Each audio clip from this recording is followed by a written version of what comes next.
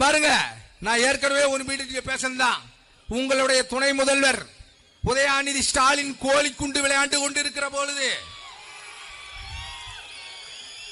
ஈழத் தமிழர்களுக்காக நாகப்பட்டினத்திலே உங்க தாத்தா கருணாநிதி கச்சத்தீவை தூக்கி கொடுத்ததின் காரணமாக பல்வேறு மீனவ சொந்தங்கள் தாலி இருப்பதற்கு காரணமாக உங்க கட்சி சிங்கள பௌத்த பேரினவாதத்தை எதிர்த்து நாகப்பட்டினத்திலே உண்ணாவிரதம் இருந்தாரு எங்கள் தலைவர்.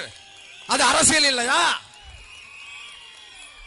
காவிரி நதிநீர் உரிமைக்காக அந்த காவிரி நதிநீர் உரிமையும் கருணாநிதி பொதுத்துறை அமைச்சராக இருக்க போதுதான் அந்த உரிமை பறிபோனது.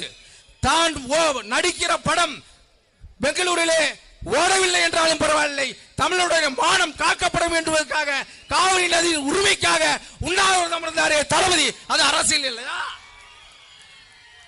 என் தங்கை அனிதா நீட்டிற்காக இருந்த போது அவர் வீட்டிற்கு சென்று உறுதுணையாக இருந்தாரே எங்கள் தலைவர். அது அரசியல் இல்லையா?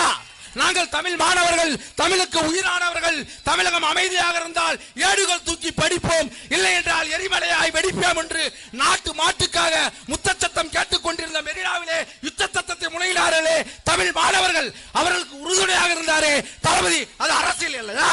எது அரசியல்? உங்க கட்சியில பெரியவங்களே இல்ல.